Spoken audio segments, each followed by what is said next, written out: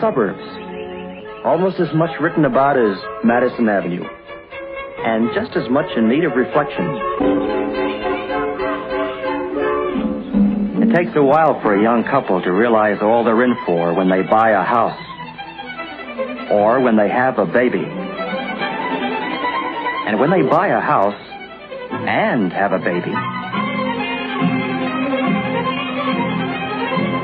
So hardly realizing it, they come into their purchasing stage and are off on a wild, non-stop ride.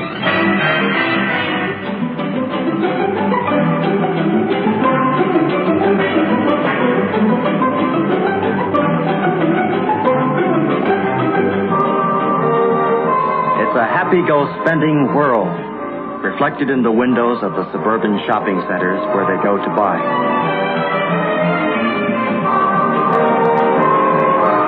The shopping centers see these young adults as people whose homes are always in need of expansion. People who buy in large quantities and truck it away in their cars. It's a big market. These young adults, shopping with the same determination that led them to the suburbs in the first place, are the goingest part of a nation on wheels, living by the automobile. The first young adults in the age of the push button.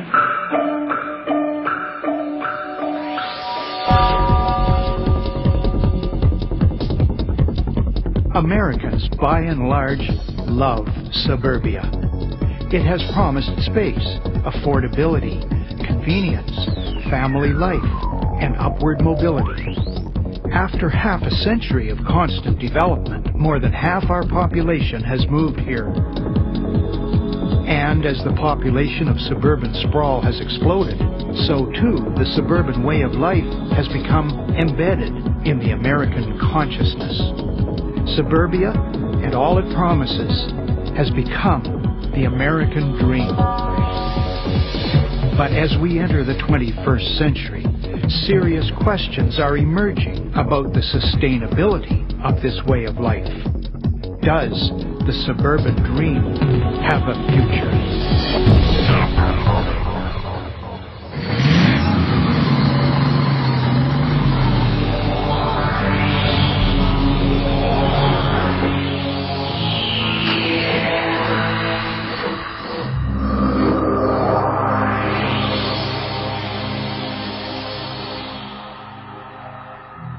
The whole suburban project, I think, can be summarized pretty succinctly as the greatest misallocation of resources in the history of the world. America took all of its post-war wealth and invested it in a living arrangement that has no future. The basic cause of it all is the end of cheap and abundant energy. Cheap oil is the party that we've been enjoying for the past 150 years. And that party is coming to an end. Within our lifetimes, we're going to see the end of the age of oil. And the result of that will be the end of the American way of life. Here, in a typical North American suburb, life seems to be carrying on much as it has for the past 50 years. With every passing year, more and more streets like this one replace farmers' fields as more and more people come here for their share of the good life. History, however, has proven itself indifferent to people's hopes and dreams for a better life. Even the best of intentions have often not been enough to avoid calamity. And suburbia began with the best of intentions. The dream of the suburbs was the antidote to city life, and in particular, the life of the industrial city and the industrial town. And the antidote was going to be country living for everybody. And the suburbs was a way of delivering that to the masses. The industrial city and the industrial town were really things that had never been seen before. You know, they were new. Human beings didn't have experience with them and with all the terrible things that they produced. So, you know, the towns and cities of North America grew up in tandem with the industrial processes and were very much products of industrialism. And what happens pretty early in the process, by the mid-19th century, is that the industrial city becomes a fairly horrible place.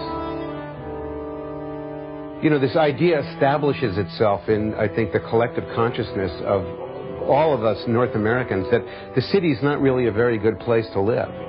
And what is the alternative? Well, there's the city and there's a country.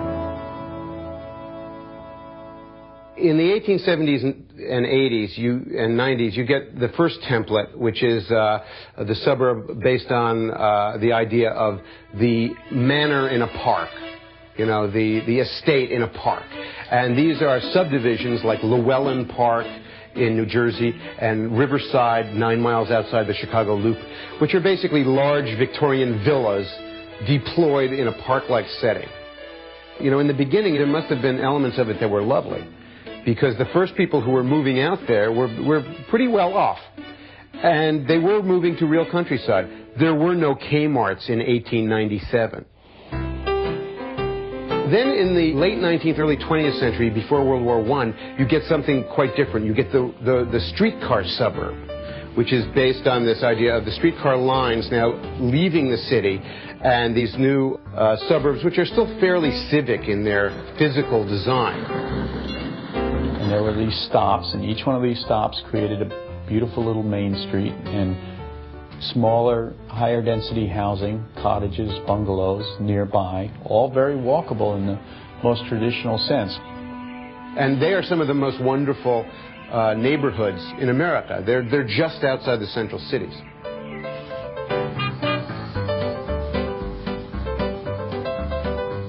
Then what happens is in the 1920s you get the mass motoring democratization of suburbia.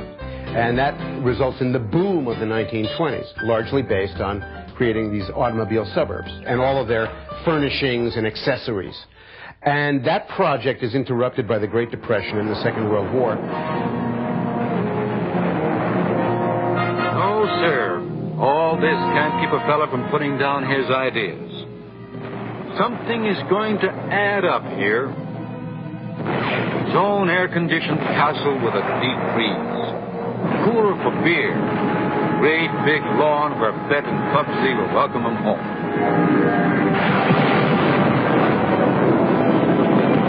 Veterans Emergency Housing Program is launched to help solve the housing emergency in hundreds of cities.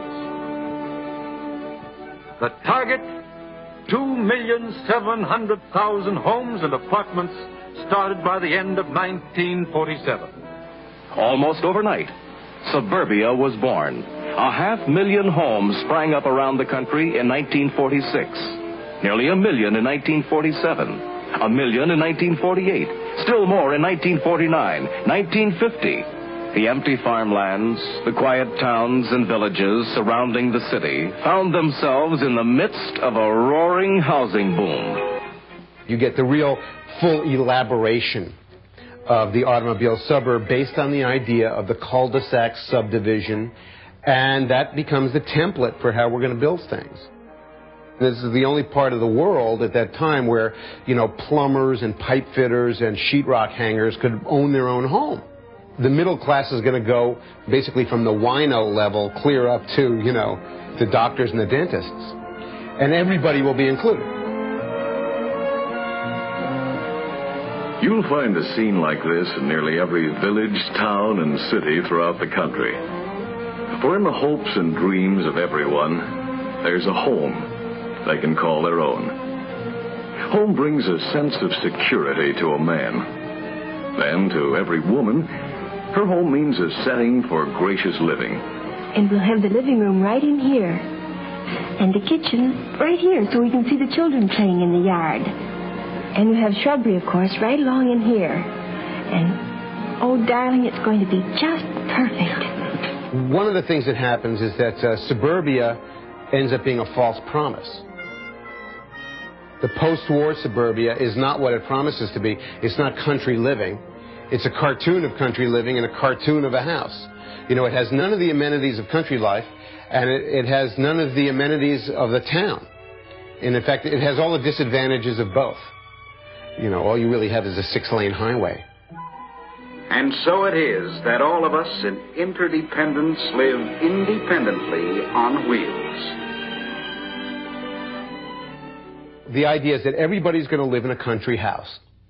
And one of the results of that is that the American cities and towns are absolutely gutted in the period of 1950s, 60s, and 70s. Increasingly, we are seeing large-scale demolition as the first step in building modern cities. Getting needed space in our cities for modern structures is the only way to meet the competitive force of growing suburban strength. The American city is decanted into the countryside, and all of its functions soon follow. The shopping, the office, the retail, everything follows. The growth of suburbs has brought another major problem: getting there and back. Without cars, suburbia wouldn't be possible. But once we live in suburbia, even where there are trains and buses serving the suburbs, most people have to depend on cars. Each year there are more of them. Each year there must be more highways and expressways to take care of them. Originally, the suburbs were places that developers actually paid for light rail systems and streetcars to go to in order to make the land viable, places to live. GM and Firestone and I think Standard Oil were actually convicted of conspiring to destroy the light rail systems across the United States. They literally bought them up and tore them out so that they could sell GM buses with Firestone wheels run with Standard Oil. Simultaneously, you had the Federal Highway Program. A Better Highways contest was recently conducted. Purpose? Arouse nationwide thinking on how to plan and pay for the safe and adequate highways we need. There is this specific American dream that got packaged and sold and subsidized, highly, highly subsidized. So subsidized that to continue it is a deep question of whether we can afford to continue that level of subsidy, and it is unsustainable. The interstate highways have become continuous bands of suburban development. You could go from Maine to Florida on Interstate 95 and never see open countryside. It's become a continuous city. And the density of population in those areas is extremely low.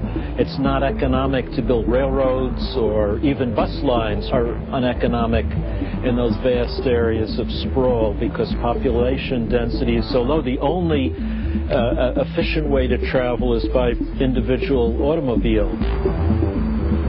Distances people drive are quite considerable. 50, 100 miles a day is not unusual for commuters who live in these outer suburban areas. The suburbs wouldn't exist if it weren't for cheap oil. The U.S. is a car culture. The automobile industry started in the U.S., and really the automobile industry got its start here because we were looking for ways to use that cheap oil. The U.S. was awash in oil in the early 20th century. In the 1930s, they were discovering the stuff so fast that oil in Texas was cheaper than drinking water by the carload. The car companies quickly became the engine driving U.S. industry and economic growth. The result of this is that we have created this new system of habitation where people live miles and miles from where they work and from where they get their food and all of their other necessities, based on the idea that they can and they must hop in their car at any moment and travel miles and miles. And the only way that works is on the basis of cheap energy. Now we're stuck up a cul-de-sac in a cement SUV with an empty gas tank. Everything from our trains and buses, our cars and trucks, our heating in the winter months and cooling in the summer, all are dependent on cheap and reliable fossil fuel energy. And there is no other way of life that uses more of this energy than suburbia. It is cheap and abundant fossil fuels that pave, lubricate, and drive the turbo growth of our suburban development. On and on, this way of life expands into farmers' fields, meadows, and hinterland, offering up 6 lanes of the American dream with no end in sight.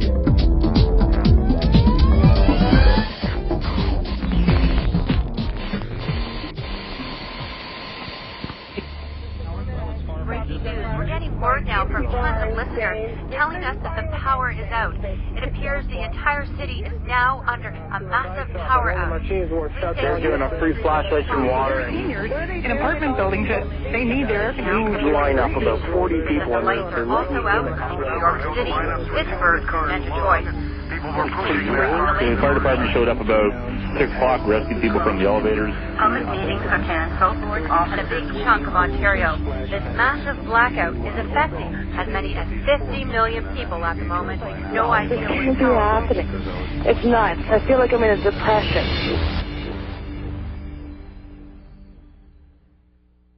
What the blackout actually was, it was a whole series of fuse boxes all tripping as we approached 100% capacity.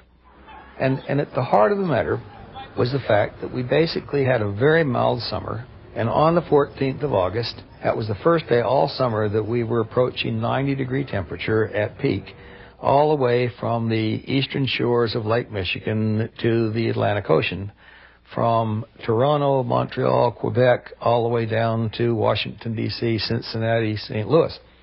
And as we were approaching that, we were clearly getting higher and higher and higher towards the 100% mark because of air conditioning demand. And when are you most vulnerable? You're most vulnerable in peak summer weather between 4 and 5 o'clock in the afternoon. Because A, that's when weather tends to be the hottest. And B, that's when you have all 3 users of electricity online at the same time. Industrial, commercial, and residential. So when did the blackout happen? Ironically, 4/13. The question wasn't the event.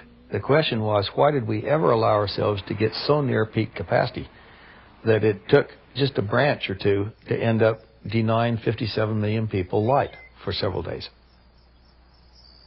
Everything in society that we cherish ended when the blackout came. And if that wasn't a fire drill for how important energy actually is, I can't imagine it. But you know what? People didn't get it. It wasn't a yellow light. It was a big red light. And I don't think we basically learned a thing from it. Matthew Simmons is the president and CEO of Simmons & Company in Houston, Texas. It's the world's largest energy investment bank. His clients include the World Bank, Kerr McGee, Halliburton, Bechtel. I mean, he handles the biggest of the big. Matt Simmons was incredibly clear and articulate that, look, folks, we've backed ourselves into the corner.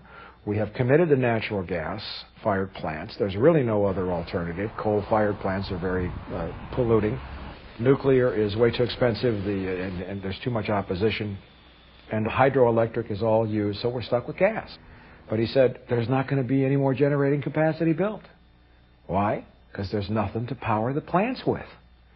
And who, he asked, would take a 1% return on investment, for 150 million investment in a power generating station if they know there's nothing to power the plant and no way to generate any revenue from it. We're coming to rely more and more on natural gas for electricity generation, and natural gas is becoming more scarce. Natural gas is no longer able to be extracted out of the ground at the same colossal rate as it has been to satisfy the enormous hunger and growing demand of North America for natural gas. Once anyone that knows what they're talking about comes to the realization that natural gas supplies are in decline, then you immediately have to jump to the next consequence. We have to grow electricity, or we will not grow our economy. Because I don't think there is any serious economist that could argue that our economy could grow by 2 to 3% per year and keep electricity use flat. Economic growth is predicated upon more electricity. Electricity is predicated upon hydrocarbon energy, period. And Matthew Simmons made a very clear statement. He said future growth is not possible. And for a guy from his background to say that was one of the most, that's like the Catholic Church saying the earth is round before Galileo. Normal for us is using immense amounts of electricity and oil to transport ourselves around. Normal is living in suburbs. Normal is consuming like there's no tomorrow. At some point, we will discover that this normal way of life has come to an end. The 2003 blackout that denied power to 57 million people has been officially blamed on a falling branch and faulty transmission lines. Matthew Simmons believes that deeper causes exist, that North America is reaching the limits of its generating capacity due to short-sighted energy planning and political hubris.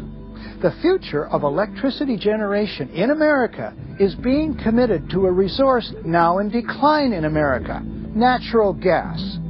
If it is conceivable that such gross mismanagement is leading us into an energy crisis, if it is possible that our policymakers and specialists have made such an historic mistake, what other mistakes might they have made? What have we not been told about the future of oil? Most people, when they think about oil, think of when we're going to run out. And really that's the wrong question to ask, because oil in the earth is not like oil, gasoline in the gas tank of your car. When your car runs out of gas, then you know there's a problem. But it doesn't run out until you get to the last drops. But with oil in the earth, it's a very different situation. We can't just pump oil out of the earth at any arbitrary rate. All oil production, whether it's in one oil field or one country or the planet as a whole, always follows a bell curve. When you drill your first well, if the oil's close to the surface under pressure, you get a gusher. You drill more wells, the pressure goes down, the table goes down. But also you're pumping out the light sweet oil, which has risen to the top. The heavier, more expensive oil to refine, the harder to get oil, is obviously way down deep. And you have to start pumping in water or carbon dioxide or natural gas if you've got some around, and to start forcing the oil out, just as is happening in Saudi Arabia. So what you get is this curve. It starts, pulls up quite quickly, you get more and more and more out, then you reach this peak or plateau. When you get to about the halfway point, the rate that you can extract the resource peaks. And after that point, no matter how much effort you put into it, you can't continue extracting the resource at the same rate. The rate of extraction peaks and begins to fall. We're sort of in the middle right now. We're right at the peak. We're at the point where the world is producing the most oil it will ever produce.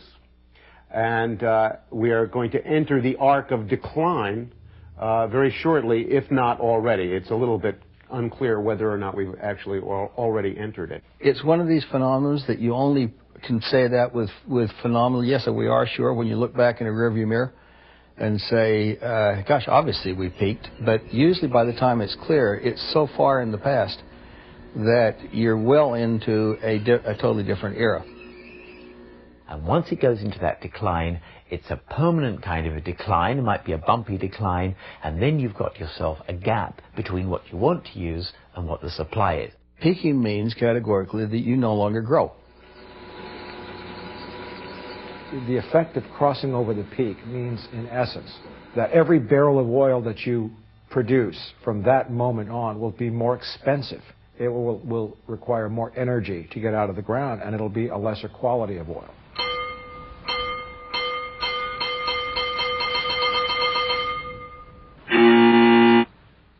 The only scientists that seem to have taken this really seriously are the old-timers, whereas the young guys are mesmerized by the technology.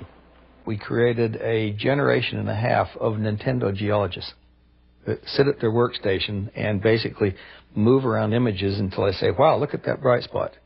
The books on oil have been as cooked as the books at Enron. In the late 1980s, virtually all of the Arab oil countries reported extraordinary reserve increases of something like 50 to 100% just within a year or two.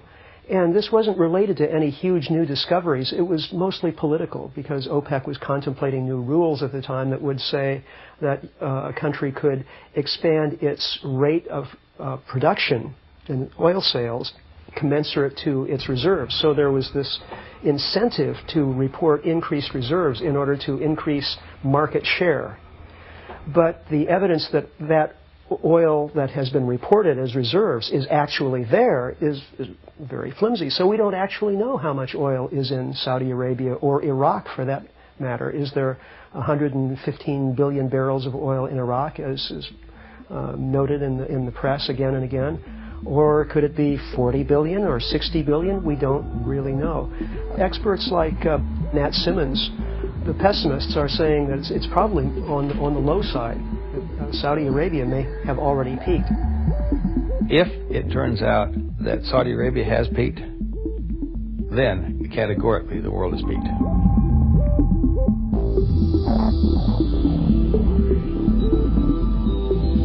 The debate over the peaking of oil on the planet has begun. And for the scientists involved, it is not so much a question of if or how, but when.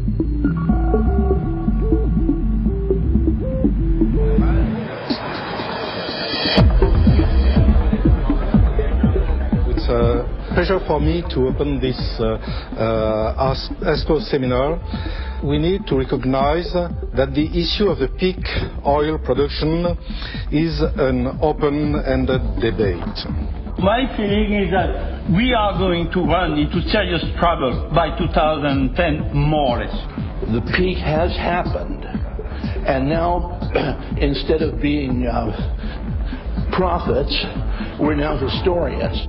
I detect it on many sides now that there is a growing awareness. We've moved beyond asking if there is a peak to ask how big it is, how soon it is, and more than that, what we might do about it. It's no longer sort of the words of some crank in the wilderness. It's becoming, and it has to become, very topical. Now that we know there's no unused surplus oil in the Middle East, sorry, that's it. And so we probably have passed the Hubbard peak. I think it's between 2005 and 2007. That's what my model shows. We always were afraid, what would it be like to live after the Hubbard peak with world oil declining? And I have this list of things. $7 trillion lost out of the U.S. stock market. 2 million jobs lost in the United States. Federal budget surplus gone. State budget surpluses gone. The middle class disappearing. Peaking is not equivalent to running out. Everyone in the room knows this, but the lack of the people outside this room understanding that that's a serious problem. I'm sorry to say, really, that the suburban family in America is really going down the wrong path. So what is the impact on the ordinary citizen around? Well, for a few years he can buy another large car. He can smile that there's not a cloud on the horizon. And then the crisis, when it hits, is that much worse. And there's a strange irony in this business, because the more efficient you are in producing the stuff, the more skilled you are, all the good things that one generally sees as positive attributes, the better you are at doing this, all you are really doing is accelerating the depletion and making the situation worse. The other big squeeze in the suburbs is going to be home heating. And as most homeowners already know, at times that can get expensive. And this last winter, it was particularly wild. We almost ran out of gas in the Northeast. We barely made it, in the sense that the red light lit that says low on fuel. The United States is reliant for only 15% of its natural gas from Canada. Conversely, the people in the United States are clueless about the fact that that very same 15% is over half of Canada's production. If people in the United States think that that relationship can go on forever, given that natural gas production has just peaked in North America, they're crazy. And we need to adjust in the natural gas realm more rapidly, more aggressively than we do in the oil realm. There are absolutely no quick solutions. Zero. God does set his own limits. I believe that he likes to test humankind from time to time. And I think the test is going to come very, very soon.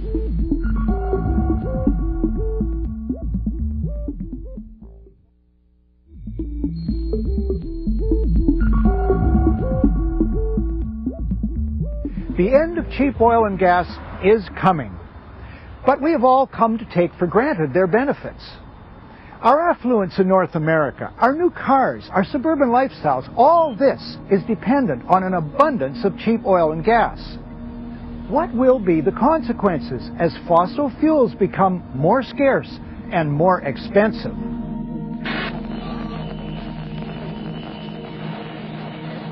We've had this incredible period of 50 years of relative world peace and stability. And I think that it's put the American public into a kind of consensus trance that the world has always been stable, that there's very little relative danger to us in these things that happen around the world, and that we'll probably prevail in the face of all of these things, and that our so-called economy will just keep on chugging along no matter what. It's in everybody's interest to maintain the facade that this way of life is normal. This is what we should expect. This is what we should expect for our children. And by golly, we should go out and continue buying and consuming like there's no tomorrow. The economic benefits of living in a very stable world, meaning we're not at war with China, that means that we can enjoy a lot of benefits of having them manufacture all our stuff. We're used to getting all of our household goods now from 12,000 miles away. They're made in China. You know, everything from frying pans to underpants. What's going to happen if those supply lines to China are interrupted? You know, what might happen if we have a contest with the Republic of China over the remaining oil in the Middle East and Central Asia? Is Walmart going to continue to, you know, get the steady stream of everything from toilet seats to fishing rods from Chinese factories? In North America, I think that we're going to have to downsize and downscale everything we do. Everything from farming to education to the way we deploy ourselves in living in the landscape, sports. You know, everything that we do is going to have to be made smaller. The age of the 3,000-mile Caesar salad is coming to an end. We're going to have to grow more food closer to where we live around our towns. Not only will food prices skyrocket, but the ability of the North American continent to produce food will diminish rapidly. The so-called Green Revolution, which took place in the 40s and 50s, saw an incredible explosion in the amount of food produced on the North American continent. Soil degradation has effectively rendered much of our agricultural land to be nothing more than a sponge onto which we pour petroleum-based chemicals to grow food. Not only are all fertilizers made out of natural gas, all commercial pesticides are made from petroleum. Not to mention the energy that's used in planting, harvesting, pumping the water for irrigation, packaging the food, processing the food, transporting the food, etc. There's really going to be an end to that. And when it ends, we're going to be in real trouble. You know, it's not going to be just a matter of not being able to drive to the mall. It's going to be a matter of not knowing how you're going to feed your children.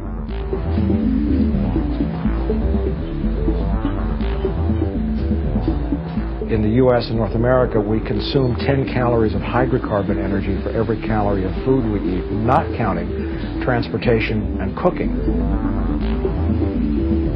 That's an enormous out-of-balance equation.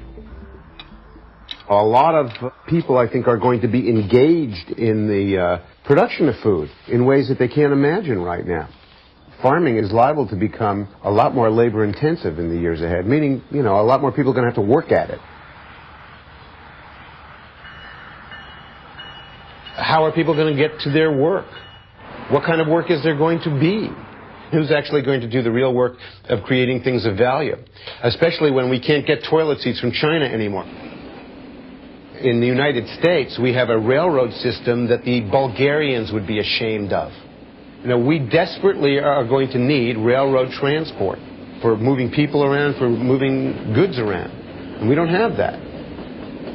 What we do have is a trucking system which is probably going to become increasingly dysfunctional, especially as the expense mounts of maintaining the tremendous interstate highway system, which costs so much money every year to maintain at what the engineers call a high level of service. which means that the trucks that are delivering things from the Central Valley of California to Toronto don't break their axles while they're bringing those Caesar salads to Toronto. Once you have a certain number of trucks that are breaking their axles in that 3,000-mile journey, that's the end of transcontinental trucking, which also implies that's the end of certain economic relationships that we've gotten used to. The Walmarts of North America have very efficiently and effectively destroyed almost every local and regional network of economic commercial interdependency, and those networks are going to have to be rebuilt. We're going to have to learn how to do retail again on the local level, and we're not prepared for that, and it's a tremendous, awesome project.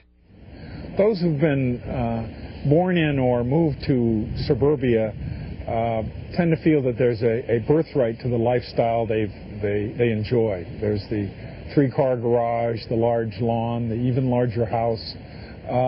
Consumption of resources is just something you take for granted and you pay a bill for monthly. That will change, and that will be a jarring change when it comes. It will feel like an ambush. Suburbia has very poor prospects for the future. But unfortunately, so many generations of Americans are now used to it, and it has become so normal that there's going to be a tremendous struggle to maintain it against all the terrible events that are coming down at us. And I think what you'll see is an attempt in North America to maintain the entitlements of suburbia long after the world has made it clear that you just simply can't continue living that way. Oil depletion and the price of oil increase will have a devastating effect on those communities, which will translate into political upheavals, because I think because it is people in these sprawling suburbs who carry a disproportionate weight in American elections. This will create tremendous pressure on politicians to solve the problem somehow by procuring more petroleum some way. I don't think there's a solution to this, but it will create tremendous stress on the political system. I think that Americans will elect maniacs who promise to allow them to keep their McMansions and their housing and their commutes and their suburbs and their big box stores, no matter what what historical events have to say about it. And that's going to produce a lot of political friction. I think probably a lot of violence, probably a threat to our democratic institutions, and it will call into question whether or not we can continue this project of civilization in the context of a democratic republic. I'm not saying that there's going to be a dark age, but I do see a lot of potential for darkness. There's going to be a great scramble out there to get out of the suburbs. There's going to be a sort of fight over the table scraps of the 20th century out there.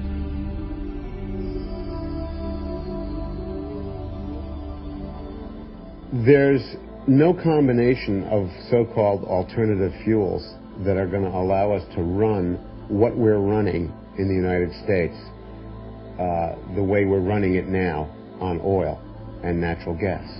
No amount of solar or wind or even nuclear is going to allow us to continue living this way of life. A lot of people think that hydrogen is going to rescue us, and I think hydrogen is an interesting example of a kind of a public delusion, the kind of delusion that arises when people start to feel frightened. And they have reason to be frightened because we don't have a plan B.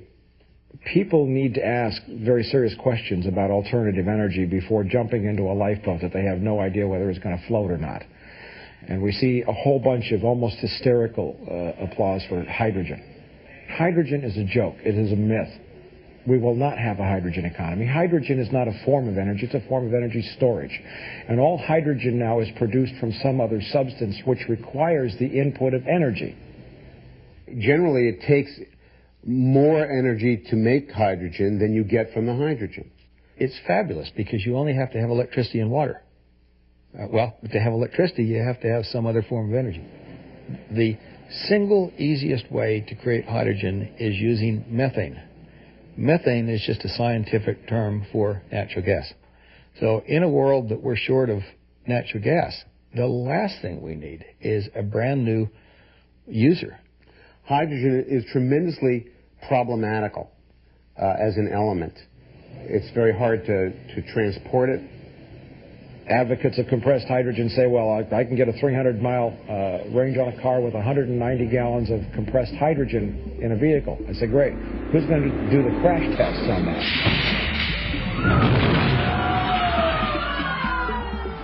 And as you think these problems through, we've been doing it from the wilderness, you see that there is nothing, there is no combination of anything that will allow planet Earth to continue consuming the way it does and go on our merry way.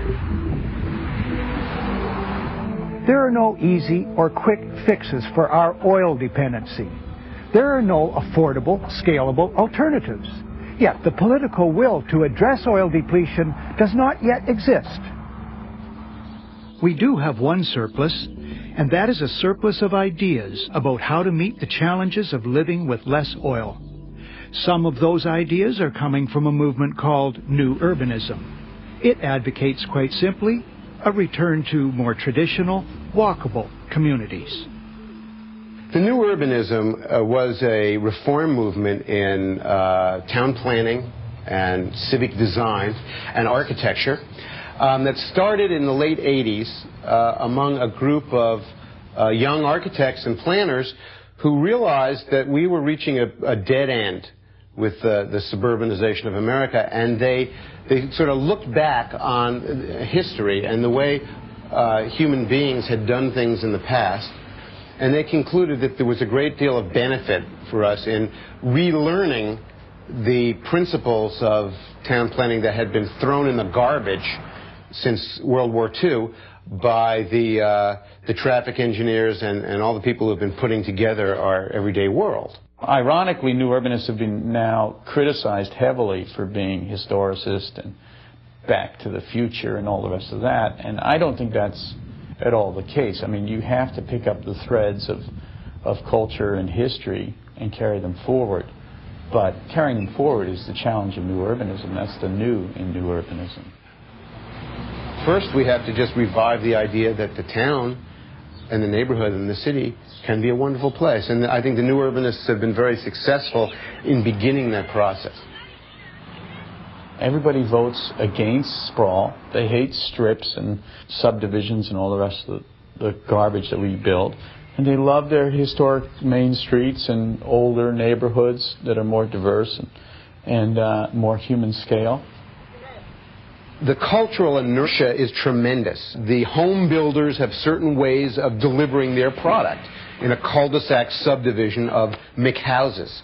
And they're used to it. They know exactly how to do it. It's still working for them, and they don't want to change. I actually think the trend, especially in housing, is pretty clearly away from traditional subdivisions when people are given a choice. We designed this project in Denver called Stapleton.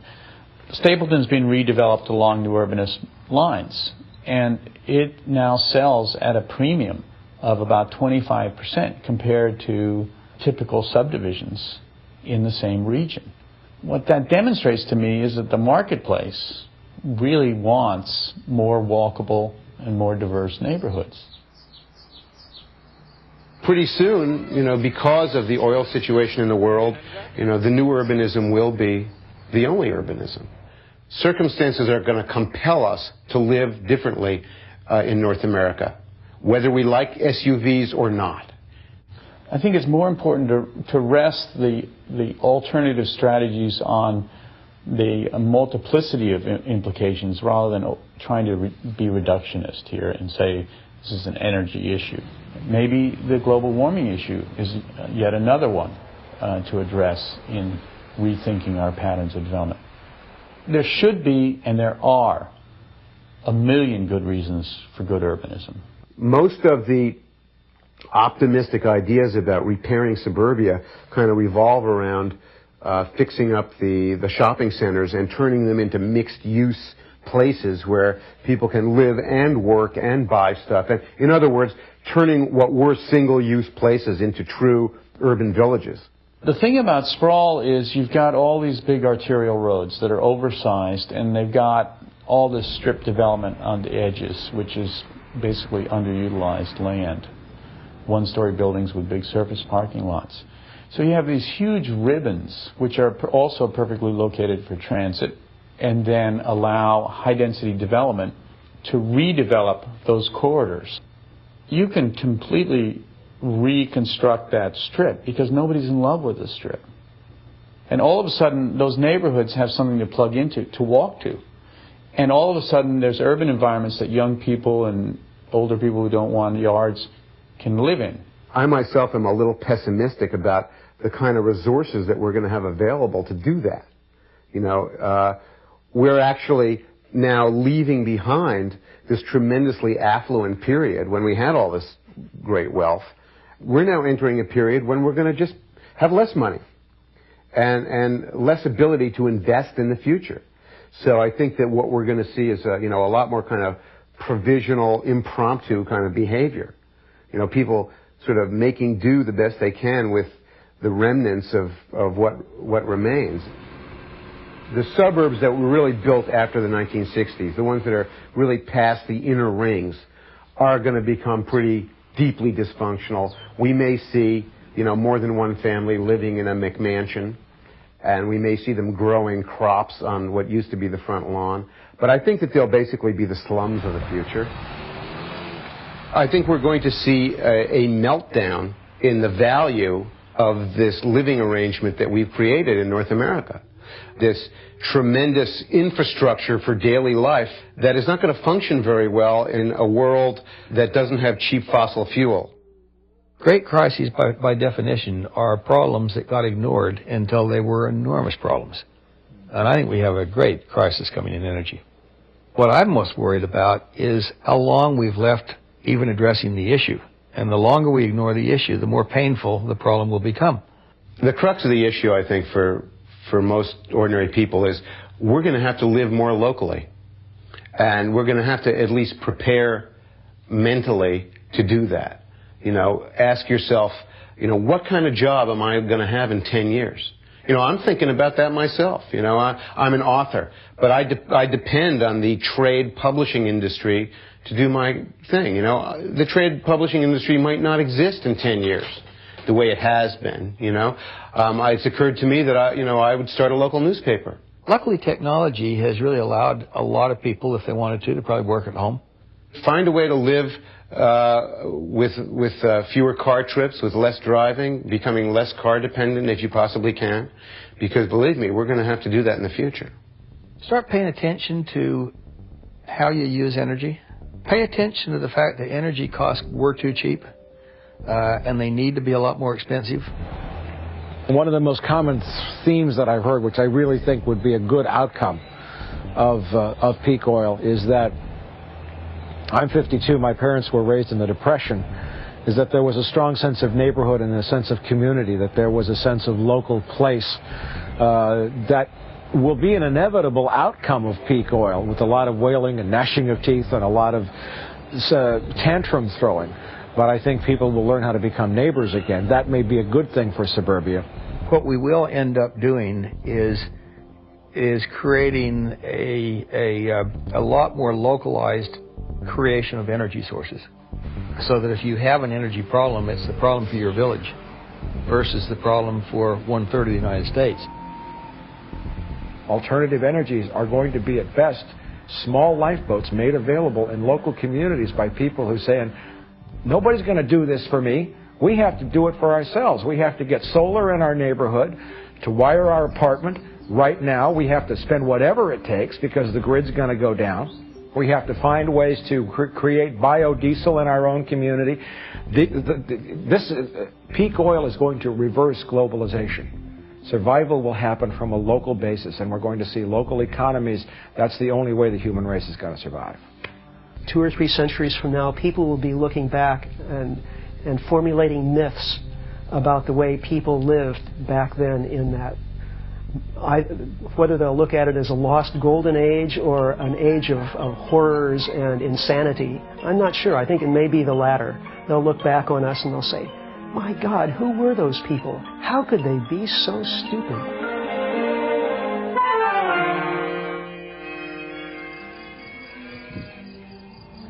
20 years from now, there will still be oil in the ground. 200 years from now, somebody somewhere will still be pumping it. But soon, within our lifetimes, the growing energy demands of the American dream here in suburbia will eclipse our planet's ability to provide it. Will we learn to dream of something better for the world to come?